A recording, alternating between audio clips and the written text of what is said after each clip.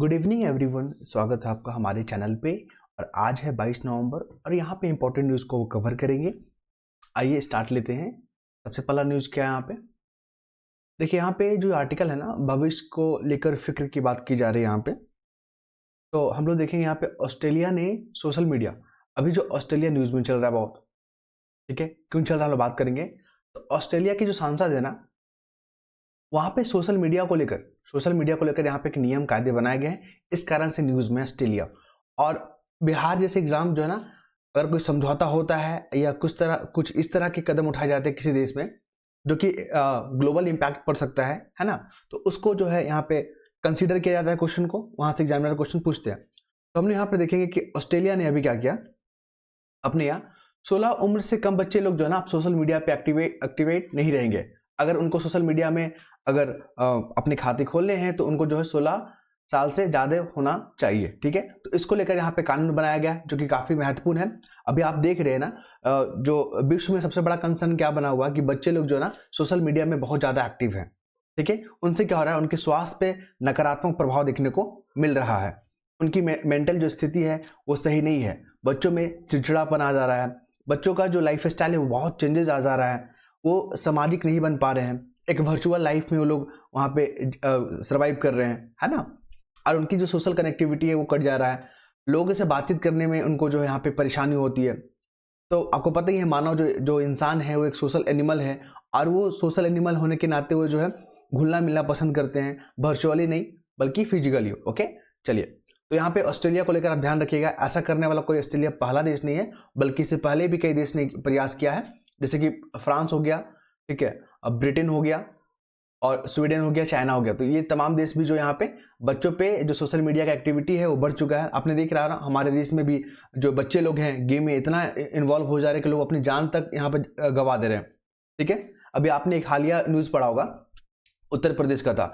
एक बच्ची जो लगभग 18 या 19 ईयर्स की होगी, ठीक है, तो ऑनलाइन गेम खेलने के चक्कर में इतना वो मतलब मग्न हो गई है वो कि अपना अपहरण करवा लिया। अपना अपहरण करवाने के लिए एक घटना, मतलब एक साजिश रची और अपने परिवार से ही 6 लाख रुपए का फिरौती मांगा। तो पुलिस के पास जब ये मामला गया तो इसका सॉल्व कर दिया गया, ठीक है। तो आप लोगों को सोशल मीडिया पे जो है ज़्यादा से ज़्यादा एक्टिवेट नहीं रहना है, ओके। अपने काम से काम मतलब रखना है और कोशिश कीजिए कि अपना लाइफ को जो है ना वर्चुअल लाइफ से निकाल के एक रियल लाइफ में लाने की कोशिश करेंगे। नेक्स्ट मूव करेंगे हम यहाँ पे संजय मूर्ति, न्यूज़ में चल रहे हैं। कौन है संजय मूर्ति, इस पर बात करेंगे अभी, ठीक है। पहले जो है गिरीश चंद्र मुर्मू थे। हम लोग बात करें कैग को लेकर, कंप्ट्रोलर ऑडिटर जनरल। पहला क्वेश्चन जो कैग से पूछता है यही पूछेगा, क्या ये कॉन्स्टिट्यूशनल बॉडी है? तो बिल्कुल हाँ, ठीक है, ये कॉन्स्टिट्यूशनल बॉडी है। हमारे संविधान का आर्टिकल 148 कैग के बारे में प्रावधान करता है, ये भी याद रखिएगा। कैग का अपॉइंटमेंट कौन करते हैं? राष्ट्रपति जी करते हैं। अगर मान लीजिए कैग को हटाना है ना, तो इसमें संसद की भूमिका बढ़ जाती है। और ये यूपीसी में इतना बार पूछा है, यूपीपीएससी में इतना बार पूछा है ना कि आप यकीन नहीं कीजिएगा। इसलिए कैग को जो है ना हॉट टॉपिक मान के चलिएगा, ठीक है, बहुत इंपॉर्टेंट है यहाँ पे। फिर हम लोग बात करेंगे यहाँ पे कैग को लेकर। कैग पता है ना, सेंट्रल का, स्टेट का जो पब्लिक सेक्टर जो यूनिट है इसका ऑडिट करती है ना, और इसको वॉच डॉग के नाम से भी जाना जाता है कैग। और कैग को लेकर क्रिटिसाइज यही किया जाता है, पता है, मतलब आप मेंस वगैरह जब देंगे तो कैग से, अभी जेपीएससी का मेंस हुआ था तो उसमें कैग को लेकर क्वेश्चन पूछ दिया था, कैग की भूमिका को लेकर क्वेश्चन पूछा था कि कैग का आलोचनात्मक परीक्षण करें यहाँ पे, ठीक है। तो इस तरह के मेंस में प्रश्न पूछाए जाते हैं। बोलता है कि अभी कैग जो है, कैग का संवैधानिक प्रावधान के बारे में बताएं, कैग की भूमिका के बारे में बताएं, कैग किस प्रकार जो यहाँ पे ऑडिट करने का काम करता है, उसके कार्य और भूमिका पे प्रकाश डाले, टिप्पणी करे, ठीक है। और लास्ट में लिख देता है क्रिटिसाइज करे। यहाँ पे क्रिटिसाइज इसलिए किया जाता है, इसको बिना दांत वाला शेर कहा जाता है। बिना दांत कहने वाला शेर तो है, ये ऑडिट करता है, ये कमियां खामियां को पहचानता है, ठीक है, कि कहाँ पे जो यहाँ पे भ्रष्टाचार हुआ है, लेकिन ये बिना दांत वाला शेर है, ये एक्शन नहीं ले पाता है, ये सिफारिशें करेगा। कुल मिलाकर आप इतना ध्यान रखेंगे, ठीक है। तो ये था महत्वपूर्ण फैक्ट। अभी कैग जो है ना कौन बने हैं? संजय मूर्ति, ठीक है, ये भी याद रखिएगा। ये पहले शिक्षा विभाग में ये क्या थे? सेक्रेटरी थे, और ये हिमाचल प्रदेश कैडर के आईएएस अधिकारी हैं। क्लियर है, यहां तक समझ पा रहे हैं? नेक्स्ट मूव करते हैं गगनयान मिशन को लेकर। आपको पता है ना, गगनयान जो मिशन है वो हमारा मिशन है, भारतीय मिशन है, ठीक। इस मिशन का उद्देश्य क्या है कि 3 जो है ना नागरिकों को जो स्पेस में ले जाना, ठीक है, और उसको सुरक्षित वापस देश में लाना। तो गगनयान को लेकर अभी एक समझौता हुआ है, ऑस्ट्रेलिया ने समझौता किया है। जो क्रू मेंबर होंगे ना, जो मॉड्यूल होगा, जो हमारा जिसपे 3 नागरिक होंगे, ठीक है, क्रू मॉडल, उसको वापस लाने में ऑस्ट्रेलिया के साथ यहाँ पे प्रयास को साझा किया जाएगा, ऑस्ट्रेलिया का यहाँ पे मदद लिया जाएगा। तो भारत ऑस्ट्रेलिया ने ये समझौता किया है। क्वेश्चन डायरेक्ट पूछेगा बीपीएससी में कि अभी जो है गगनयान को लेकर किस देश के साथ समझौता किया है क्रू मॉड्यूल को वापस लाने के लिए, तो ऑस्ट्रेलिया के साथ। ये फैक्ट को आप याद रखिएगा, आने वाले एग्जामों के लिए बहुत महत्वपूर्ण है। नेक्स्ट मूव करेंगे हम लोग यहाँ पे, और देखिए गगनयान देश का पहला मानव अभियान, ये भी फैक्ट आप याद रखेंगे। अब हम लोग बात करेंगे अंतर्राष्ट्रीय न्यायालय, ठीक है, अंतर्राष्ट्रीय न्यायालय के बारे में बात करेंगे। यहाँ पे न्यूज में इसलिए आ रहा है, थोड़ा सा कहानी समझ लीजिए। अभी जो अंतर्राष्ट्रीय न्यायालय का जो कार्रवाई है, ठीक है, नेतन्याहू गैलेट के साथ हमास के भी अधिकारियों के खिलाफ वारंट जारी। तो यहाँ पे जो अंतर्राष्ट्रीय न्यायालय है वो इजराइल के जो राष्ट्रपति है उनके खिलाफ यहाँ पे वारंट जारी कर दिया गया है। और ओके, मतलब जो यहाँ पे इजराइल के जो अधिकारी हैं उनके खिलाफ जो यहाँ पे वारंट जारी कर दिया। कुल मिलाकर जो क्वेश्चन पूछेगा ना, इजराइल आप याद रखिएगा और यूएसए याद रखिएगा, अमेरिका, ये दोनों जो कंट्री है ना, ये मेंबर नहीं है किसके, अंतर्राष्ट्रीय न्यायालय के, international court of international criminal court के मेंबर नहीं है। ये इंपॉर्टेंट फैक्ट है, क्वेश्चन पूछा जाएगा डायरेक्ट कि इसमें सभी देश जो है इसमें इंक्लूड है, मतलब मेंबर बने हुए हैं, बिल्कुल नहीं, इजराइल और यूएसए नहीं है मेंबर। इसके बाद बात करेंगे हमारे प्रधानमंत्री जी, अभी पता है ना गुयाना का जो है यहाँ पे दौरा कर रहे हैं, और कल मैंने न्यूज़ को कवर किया था, रात में ही हमने उसको रिकॉर्डिंग किया था कि 5 समझौता किए गए हैं रक्षा को लेकर, ऊर्जा को लेकर, है ना, और आधारभूत संरचना को लेकर। तो यहाँ पे गुयाना में जो सबसे जो सर्वोच्च सम्मान होता है ना, वो प्रधानमंत्री जी को दिया गया, उस नाम याद रखिएगा, द ऑर्डर ऑफ एक्सीलेंस। पूछेगा द ऑर्डर ऑफ एक्सीलेंस, ठीक है, जो है अवार्ड किस देश ने अब हमारे प्रधानमंत्री जी को दिया है, तो गुयाना ने। पहले ये हो गया। ग्लोबल साउथ एक टर्म है, ग्लोबल साउथ, ये मुझे लग रहा है कि एग्जाम में पूछेगा, ठीक है, आप लोग इसका मतलब समझ लिए। ग्लोबल साउथ का तात्पर्य है, इसको मेंस में पूछेगा कि ग्लोबल जो शब्द है इससे आप क्या समझते हैं, ग्लोबल साउथ में भारत की क्या भूमिका है, ये किस प्रकार जो है यूएनएससी में परमानेंट मेंबर बनाने के लिए भारत को यहाँ पे मददगार कर सकता है। अपना प्रकाश डालें, टिप्पणी करें, मेंस में क्वेश्चन पूछेगा। लेकिन ग्लोबल साउथ का मतलब आप देख लीजिए, यहाँ पे ये जो है ना एक कम विकासशील देश या कम विकसित देश या अविकसित देश को रिप्रेजेंट करता है ग्लोबल साउथ, ठीक है, ये हो गया। और यहाँ पे मुझे कुछ फैक्ट नजर नहीं आ रहा है। इसके बाद बात करेंगे हम लोग रूस और यूक्रेन को लेकर। आपको पता है ना रशिया यूक्रेन के बीच में युद्ध चल रहा है, सभी वाकिफ है इस फैक्ट से। तो अब हो रहा क्या है कि रशिया जो यूक्रेन के बीच में जो युद्ध चल रहा है ना, तो यूक्रेन को बहुत देश लोग सपोर्ट कर रहे हैं, जैसे यूएसए हो गया, ब्रिटेन हो गया। अब रशिया यहाँ पर अकेले पड़ गया, ठीक है। तो रशिया ने अपने न्यूक्लियर पॉलिसी में चेंजेस किया। आपको पता है ना कि न्यूक्लियर पॉलिसी में चेंजेस कैसे किया है। मान लीजिए कोई नॉन जो है न्यूक्लियर जो कंट्री है वो किसी न्यूक्लियर कंट्री का सपोर्ट से हमला करता है, किस पे, रशिया पे, तो ये रशिया पे हमला जो है ना दोनों देश के द्वारा माना जाएगा, और फिर कार्रवाई के लिए यहाँ पे रशिया भी यहाँ पे एक्टिव हो जाएगा, ठीक है। अपना न्यूक्लियर पॉलिसी में यहाँ पे चेंजेस किया। क्वेश्चन यही पूछेगा कि अभी हाल ही में किस देश ने अपने न्यूक्लियर पॉलिसी में चेंजेस किया है।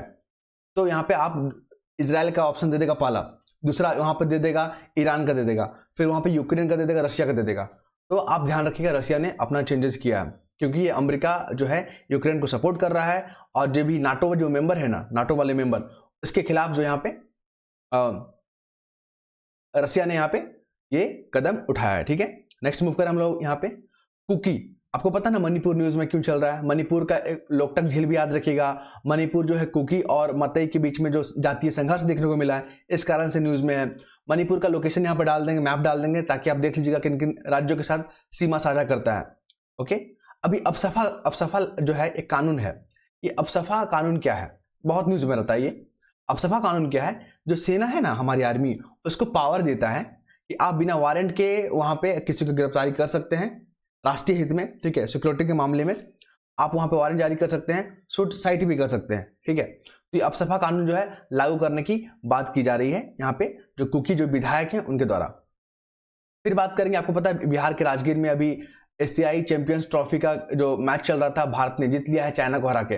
बीपीएससी एग्जाम में टारगेट करेगा। फाइनल मैच जो है भारत और चाइना के बीच में खेला गया, ठीक है। दोनों का कैप्टन याद रखिएगा, दोनों का कैप्टन, सलीमा टेटे जो कैप्टन है उनका नाम याद रखिएगा, जो मैन ऑफ द मैच जिनको मिला उनका नाम याद रखिएगा, और सारे खिलाड़ी का नाम याद रख लीजिएगा, क्योंकि बिहार में हुआ है और ये एक इंटरनेशनल टूर्नामेंट है और भारत ने इस पर जीत दर्ज किया ना, तो बिहार यहाँ से क्वेश्चन पूछने का यहाँ पे कोशिश करेगा। क्यों करेगा? क्योंकि बिहार में महिलाओं को लेकर जो वहाँ पे नीतियाँ हैं, वो रणनीति है, वो पूरे देश के लिए एक मॉडल बना हुआ है ना। आपको पता ही है महिलाओं को 35% रिजर्वेशन दिया गया है। फिर जो पंचायती राज सिस्टम है उसमें 50% का रिजर्वेशन है। महिलाओं को प्रोत्साहन के लिए हर क्षेत्र में, ठीक है, स्कीम चला रखा है वहाँ की गवर्नमेंट ने, ताकि महिलाएं ज़्यादा से ज़्यादा पार्टिसिपेट कर सके, अपना विकास कर सके, एम्पावर हो सके। तो अब मुझे लगता है कि अगर आप देखेंगे तो बिहार जो महिलाओं को लेकर जो नीति और रणनीति अपनाया है ना, वो पूरा मॉडल है, एक अच्छा मॉडल है, ठीक है। अभी आप देखोगे पिछले कुछ सालों से बिहार में मतलब आज से 5-6 साल पहले देखोगे तो एग्जाम को लेकर काफ़ी न्यूज़ में रहता था, धांधली वगैरह को लेकर, ठीक है, कमीशन एग्जाम का पेपर लीक कर गया, लेकिन वहाँ के गवर्नमेंट ने अच्छा काम किया है, तो यहाँ से क्वेश्चन पूछे जाने की पूरी संभावना है। एक फैक्ट याद रखिएगा, सलीमा टेटरी जो हम कैप्टन के बारे में बताया आपको, लॉस एंजिला में होगा, कहाँ पे? ओलंपिक 28 का, कहाँ होगा? लॉस एंजिला में। इस बार जो 2024 का हुआ, भारत का रैंकिंग 71 है, ये भी याद रखेंगे आप। टॉप पे कौन रहा था? अमेरिका रहा था। सेकेंड पे कौन रहा है? चाइना रहा है। ये तमाम फैक्ट को आप याद रखेंगे। जो ध्वजारोहण था वो पी सिंधु ने किया था, और कौन थे? एक और थे, ठीक है, तो ये भी आप याद रखेंगे। ये क्वेश्चन आपको बनाना है, 4 स्टेटमेंट दिए गए हैं, कौन सा करेक्ट है, कौन सा इनकरेक्ट है, ठीक है, आप लोग अटेम्प्ट जरूर लीजिएगा। फिर यहाँ पे जो है रिन्यूएबल एनर्जी के बारे में बात किया गया है, अल्टरनेटिव एनर्जी के बारे में बात किया गया है, इसमें 4 स्टेटमेंट दिए गए हैं, आपको यहाँ पे सही चुनना है, यहाँ पे कौन सा है। यहाँ पे हैवी मेटल के बारे में बात किया जा रहा है, यहाँ पे कौन सा स्टेटमेंट सही होगा, यहाँ पे ये बताना आपको। ये मैथ की क्वेश्चन भी हमने दिया है, क्योंकि 10 क्वेश्चन जो है आपको रीजनिंग मैथ से देखने को मिलेगा, तो मैंने इस प्रकार के प्रश्न को यहाँ पर दिया, आपको सॉल्व करना है कि इसके आंसर क्या हो सकते हैं, ठीक है। इसके बाद एक और क्वेश्चन है, ये जो इक्वेशन दिया गया इसको सॉल्व करना है, एक्स का वैल्यू फाइंड करना है, और फिर यहाँ पे बात करेंगे इस इक्वेशन को सॉल्व करना है, ठीक है, और यहाँ पे आपको आंसर बताना है क्या हो सकता है। ये इंपॉर्टेंट फैक्ट इसलिए है क्योंकि एग्जाम में क्वेश्चन पूछे गए बीपीएससी में। फिर बात करेंगे यहाँ पे मणिपुर को लेकर, आपको पता है नाफसफा कानून के कारण न्यूज में है, किन किन राज्यों के साथ सीमा साझा करता है? असम, नागालैंड, मिजोरम। फिर बात करेंगे यहाँ पे आसियान मेंबर का, देख लीजिएगा, वियतनाम है, वियतनाम के नीचे ब्रुनई है, ये भी याद रखिएगा। मलेशिया, सिंगापुर और इंडोनेशिया, ये जो आसियान मेंबर की कंट्री है। 4 का सीक्वेंस याद रखिएगा, क्योंकि नॉर्थ से साउथ अरेंज करने के लिए बहुत बार यूपीपीसीएस में, यूपीएससी में, बिहार पब्लिक सर्विस कमीशन में पूछा है। नेक्स्ट मूव करेंगे ब्रिक्स को लेकर, आपको पता है टोटल 10 मेंबर हैं, लास्ट जो है बेलारूस है, इससे पहले ईरान बना था, तो इसका कंट्रीब्यूशन देख लीजिएगा। 42%, जब 5 मेंबर था ना तो 42% पॉपुलेशन को कवर करता था। जब 5 मेंबर थे ना 23% ऑफ जीडीपी को कवर करता था। जब 5 मेंबर थे तो 70% ऑफ वर्ल्ड ट्रेड को कवर करता था। तो अभी चेंजेस डाटा हुए हैं, तो आप इसको ध्यान रखिएगा। ईरान को लेकर न्यूज में है, किन किन देश के साथ सीमा साझा करता है। आज हम देश नहीं बताएंगे, आज सागर को बताएंगे, सी को, कैस्पियन सी के साथ, फिर पर्शियन गल्फ और गल्फ ऑफ ओमान, ये तीनों को याद रखिएगा। Gulf of Oman, Persian gulf, Iran के साथ बाउंड्री साझा करता है। इसके बाद यूक्रेन पता है ना न्यूज में है, और बेलारूस जो है रशिया का सपोर्ट करता है, ये भी याद रखेंगे। पोलैंड, रोमानिया, ये लोकेशन याद रखेंगे आप। बिहार का मैप में ये सबसे जो है ना नॉर्दर्न डिस्ट्रिक्ट है, ये जो है आपका किशनगंज ईस्टर्न डिस्ट्रिक्ट है। और यहाँ पे हम लोग बात करेंगे कैमूर को, कौन सा होगा? वेस्टर्न डिस्ट्रिक्ट हो गया, यहाँ पे सौदर्न में हो गया आपका गया। ये चारों आप याद रखेंगे। इसके बाद मेडिटेरियन सी को लेकर इजिप्ट जो है बाउंड्री साझा करता है, इजराइल करता है, ठीक है, और लेबनान करता है। ये लेबनान और इजराइल के बीच में ना ब्लू लाइन है, एक डैश है, यहाँ पे बाउंड्री करता है ब्लू लाइन। बोलेगा ब्लू लाइन जो ब्लू डैश लाइन जो है ना न्यूज में रहा है, ये किन देशों के साथ बाउंड्री साझा करता है? तो लेबनान और इजराइल के साथ, याद रखिएगा, बहुत इंपॉर्टेंट फैक्ट है, ठीक है। तो नेक्स्ट वीडियो में हम लोग मिलते हैं फिर। आई होप आप लोग को पसंद आया होगा। अगर पसंद आया होगा तो अपना फीडबैक जरूर दें। बहुत लोग कमेंट करते हैं, फीडबैक देते हैं, तो वो मुझे मोटिवेट करते हैं कि अगला वीडियो हम बना सकें, ठीक है। नेक्स्ट वीडियो में मिलते हैं, तब तक अपना ख्याल रखिए, धन्यवाद।